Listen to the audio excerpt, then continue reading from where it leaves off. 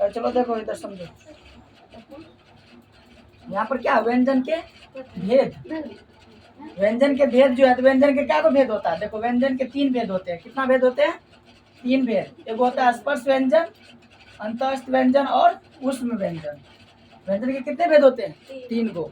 स्पर्श व्यंजन, अंतःस्थ व्यंजन और ऊष्म व्यंजन। तो स्पर्श व्यंजन किसे कहते हैं? सबसे पहले इसके बारे में पढ़ेंगे, स्पर्श व्यंजन के बारे में। तो स्पर्श व्यंजन के बारे में जो पढ़ेंगे, तो स्पर्श व्यंजन किसे कहते हैं? तो जो व्यंजन वर्ण, तालु, मूर्धा, दांत एवं ओठ स्थानों के स्पर्श से बोले जाते हैं, मतलब जो ऐसा स्पर्श व्यंजन उसको बोला जाता है जो किसको किसको टच करे, वर्ण तालु को भी, ठीक है, और मूर्धा, मूर्धा को भी, और दंत को भी, दांत को भी, एवं ओठ, ओठ मतलब ओठ, स्थानों, ओठ मतलब क्या होता है? ओठ। अब यहाँ पर स्थानों के स्पर्श से बोले जाते हैं, उस सबको स्पर्श करके, छू करके बोले जाते हैं, उसको क्या कहते हैं? स्पर्श व्यंजन कहा जाता है या कहते हैं, ठीक है। स्पर्श व्यंजन निम्नांकित है, मतलब नीचे में जो लिखा हुआ है सब स्पर्श व्यंजन है। जैसे क वर्ग, क वर्ग का मतलब होता है क, ख, ग, घ, अंग। क वर्ग का मतलब क वाला लाइन का, तो क वर्ग का मतलब हो गया क वर्ग, क, ख, ग, घ, अंग, ये हो गया क वर्ग। उसके बाद होता है च वर्ग, च वर्ग का मतलब च, छ, ज, झ, य। ट वर्ग का मतलब ट, ठ, ढ से लेकर के मूर्धन्य न तक। त वर्ग का मतलब त, थ से लेकर के न तक। उसके बाद प वर्ग का मतलब होता है प, फ से लेकर के म तक। मतलब स्पर्श व्यंजन उसको बोला जाता है जिसमें कि 5 वर्ग, 5 गो लाइन होता है, वर्ग होता है। जैसे क वर्ग मतलब क, ख से लेकर अंग तक, च वर्ग, ट वर्ग, त वर्ग और प वर्ग। आए समझ में कि स्पर्श व्यंजन क्या होता है? 5 लाइन होता है। एक क वर्ग होता है, क, ख से लेकर के अंग तक। आपको पूछेगा बताइए स्पर्श व्यंजन क्या होता है, तो टोटल मिला के 25। एक लाइन में 5 गो, एक लाइन में कितना है? 5 गो, तो 1 2 3 4 1 5, तो 25 वर्ण हुआ। तो क वर्ग हो गया क, ख से लेकर के अंग तक, च वर्ग हो गया च, छ से लेकर के यहाँ तक, ट वर्ग हो गया मूर्धन्य न तक, त वर्ग हो गया न तक, प वर्ग हो गया आपको म तक। उसके बाद क्या कर रहा है? तो उपर्युक्त 25 वर्ण, ये जो उपर्युक्त का मतलब ऊपर में जो 25 वर्ण लिखा गया है, यह स्पर्श व्यंजन वर्ण की कोटि में आता है।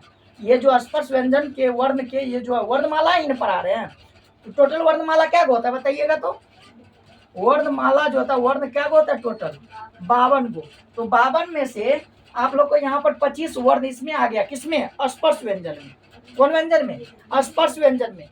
तो उसके बाद देखिएगा फिर क्वेश्चन है यहाँ पर अंतःस्थ व्यंजन। आप तो स्पर्श व्यंजन पढ़ लिए, 25 को होता है, और कौन कौन होता है वो भी जान लिए। उसके बाद पढ़ना किसके बारे में? अंतःस्थ व्यंजन के बारे में। तो अंतःस्थ व्यंजन क्या होता है? देखो य, र, ल, व, मतलब य, र, ल, व, ये जो होता है प के बाद य, र, ल, व, इन 4 व्यंजनों का उच्चारण कंठ से, देखो य, र, ल, ये सब जो भी है वो, ये सब कंठ, दांत भी, ओठ, जीभ, तालु आदि के सटाने से होता है, ठीक है। अब यहाँ पर आप लोग को फिर आगे समझाते हैं, रुकिए।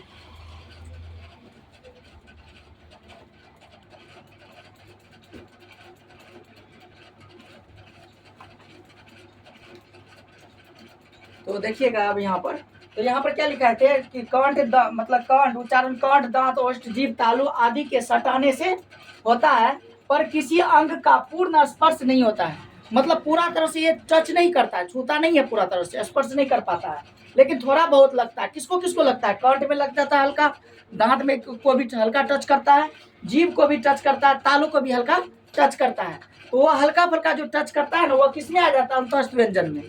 अब यहाँ पर देखिए सटाने से होता है, पर किसी अंग का पूर्ण स्पर्श, मतलब पूर्ण मतलब पूरा स्पर्श नहीं होता है। इन चारों व्यंजनों को अंतःस्थ व्यंजन या इसी को अर्ध स्वर भी कहते हैं। अर्ध स्वर का मतलब आधा स्वर, जैसे स्वर होता है ना आ, उसी का अर्ध मतलब आधा स्वर भी इसी को कहा जाता है, अंतःस्थ व्यंजन कोई भी। उसके बाद देखिए अगला क्वेश्चन है, नेक्स्ट क्वेश्चन कि ऊष्म व्यंजन किसे कहते हैं? तो ऊष्म व्यंजन का मतलब क्या होता है? देखो जिन व्यंजनों का उच्चारण स्वर यंत्र के घर्षण मतलब घसीट के एवं ऊष्म वायु, मतलब आप लोग जो हवा निकाल के जो बोलते हैं, गर्माहट हवा के साथ वायु प्रक्षेप से होता है, उन्हें ऊष्म व्यंजन कहा जाता है। जैसे 301 ह, याद रखिएगा, आप लोग को पूछा भी था इंटर क्लास में, अब की बार ये पूछा था, त्रिमासिक क्लास में पूछा था ना कि ऊष्म व्यंजन कौन सा है, तो 4 ऑप्शन दिया था उसमें, क, ल, प, एक तो स था। था ना। तो याद रखिएगा उसमें व्यंजन के बारे में यदि आप लोग को पूछा जाएगा तो याद रखिएगा तीनों सौ एगो ह। याद रखने का तरीका क्या है, 300 एक ह, वो कौन होता है, उसमें व्यंजन होता है। तो यहाँ जैसे तालम स, मूर्धन स, दन स और ह, ये चार जो लिखे हैं, चार गो उसमें व्यंजन कहलाता है।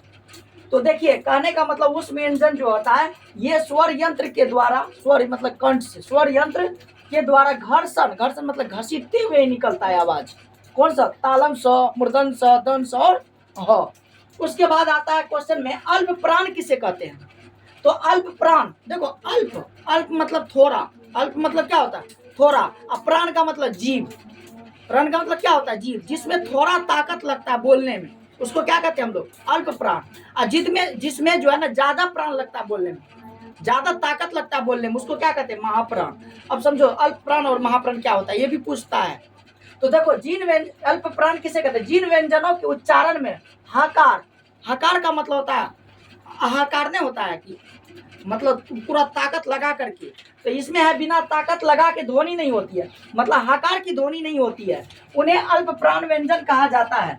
जैसे एग्जांपल के तौर पर आप उदाहरण पे देख लीजिए, क वर्ग से प वर्ग तक, क वर्ग से लेकर के अभी लिखाए थे ना, क वर्ग से प वर्ग तक, किसमें लिखाए थे, अंतस्थ व्यंजन में 25 लिखाए थे, जिसमें कि अंतस्थ व्यंजन पूरा आ जाएगा, क वर्ग से प वर्ग तक के प्रत्येक वर्ग का, प्रत्येक लाइन का, जैसे क ख से लेकर के अंग तक प्रत्येक लाइन का। जैसे आप लोग को क्या बोला कि क वर्ग से प वर्ग तक के प्रत्येक वर्ग का पहला, पहला 5 गो होता है ना, क जैसे देखो क्या होता है, क होता है, ख, ग होता है, घ और अंग।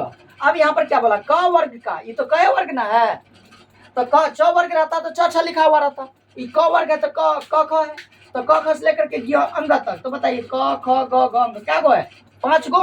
तो अब बताइए क वर्ग से प वर्ग तक के प्रत्येक वर्ग का, ये प्रत्येक वर्ग का पहला, ये देखो पहला वर्ग, पहला नंबर पर, ये पहला नंबर पर, ये दूसरा नंबर पर, ये तीसरा नंबर पर है, ये चौथा पर है, ये कौन नंबर पर है, 5वां। तो क्या बोला, प्रत्येक वर्ग का पहला, पहला में क्या आता है, क, फिर कहता है तीसरा, तीसरा में क्या आता है, ग, और पांचवा, पांचवा में क्या आता है, अंग। तो कहने का मतलब हो गया अल्प प्राण वह कहलाएगा जैसे क हो गया, ख फिर नहीं होगा, ख को छोड़ देना है तब क्या हो जाएगा, ग, फिर घ को छोड़ देना तब क्या हो जाएगा, अंग। मतलब एक के बाद एक 5 गो होता है, पहला को पढ़िएगा अल्प प्राण, फिर दूसरा छोड़ दीजिएगा, फिर तीसरा स्थान पर क्या हो जाएगा, अल्प प्राण, फिर चौथा को छोड़ दीजिएगा, 5वां पर क्या हो जाएगा, अल्प प्राण। जब आप लोग समझ गए तो आप लोग बताइए च, छ, ज और झ और य, इसमें अल्प प्राण कौन कौन होगा, बताइए च वर्ग में अल्प प्राण कौन होगा, च हो जाएगा, उसके बाद क्या हो जाएगा, ज हो जाएगा, और क्या हो जाएगा, य हो जाएगा। यहाँ पर लिखा गया थोड़ा सा उसमें वर्ण। तो अब समझिएगा, तो आप लोग का जैसे एग्जाम्पल में लिखा भी दिए हैं क ग अंग, च छ में च, ज और य, और ट वर्ग में लिखिएगा तो क्या क्या हो जाएगा, बताइए ट, ड, ये न होगा, और मूर्धन त न, त वर्ग में क्या हो जाएगा, त, द, न, प वर्ग में क्या हो जाएगा, प, ब, न। आप लोग को समझ में आ गया होगा अल्पप्राण, अल्पप्राण समझ में आ गया ना। अब चलते हैं महाप्राण में। अब महाप्राण क्या होता है, जिसमें ज्यादा ताकत के साथ हम लोग आवाज निकालते हैं, बोलते हैं, उसको कहते हैं महाप्राण। जैसे जिन व्यंजनों को उच्चारण में हाकार की ध्वनि, नहीं कहते हाकार, हाकार आता है पूरा जोर से, हाकार की ध्वनि निकलती है, हरास मार के निकलती है, उसको क्या कहते हैं, महाप्राण व्यंजन कहते हैं, कहा जाता है। जैसे प्रत्येक वर्ग का दूसरा, प्रत्येक वर्ग का दूसरा, आपकी बार पहला नहीं, प्रत्येक वर्ग, जैसे क वर्ग, च वर्ग, ट वर्ग, उसका पहला दूसरा, और उसके बाद चौथा, दूसरा और चौथा। देखो प्रत्येक वर्ग का दूसरा और चौथा वर्ण तथा उसमें वर्ण महाप्राण होता है। उस वर्ण क्या होता है, क्या होता है, महाप्राण होता है। जैसे ख, घ, आपको बोला क वर्ग में बताइए, कौन वर्ग में, क वर्ग में, तो बताइए क वर्ग में क्या हो जाएगा, आपको पहला तो नहीं होगा, दूसरा क्या हो जाएगा, ख, और चौथा क्या हो जाएगा, और च वर्ग में बताइए क्या हो जाएगा, आप लोग च वर्ग में आपको हो जाएगा छ,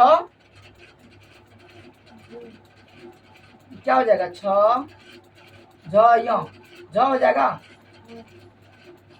च छ ज झ। उसके बाद बताइए ट वर्ग में क्या हो जाएगा? ठ। और बताइए ध। उसके बाद त वर्ग में बताइए क्या हो जाएगा? ट वर्ग। और त वर्ग में बताइए क्या हो जाएगा? थ और ध। प वर्ग में क्या हो जाएगा? प वर्ग में थ और म ना, म होगा, भ होगा, होगा ना भ। तो कहने का मतलब है जब भी महाप्राण का बात करेगा तो याद रखिए उंगली में क्या गो? 5 गो उंगली भी है और 5 गो अक्षर भी है। लेटर वर्ड ना इसमें है ना 5 गो। तो 5 गो जब है तो आप लोग को ऐसे याद रखना है कि अल्प प्राण में पहला नंबर पे जो आएगा और तीसरा नंबर पे जो आएगा और 5वां नंबर पे जो आएगा वो क्या होगा? अल्प प्राण। अब महाप्राण कौन होगा? जो दूसरा स्थान पर आएगा और चौथा स्थान पर जो आएगा उसको क्या कहेंगे हम लोग? महाप्राण कहेंगे। ठीक है, इसके बाद और जो बच गया फिर आगे वाले पढ़ाएंगे नेक्स्ट में। ठीक है।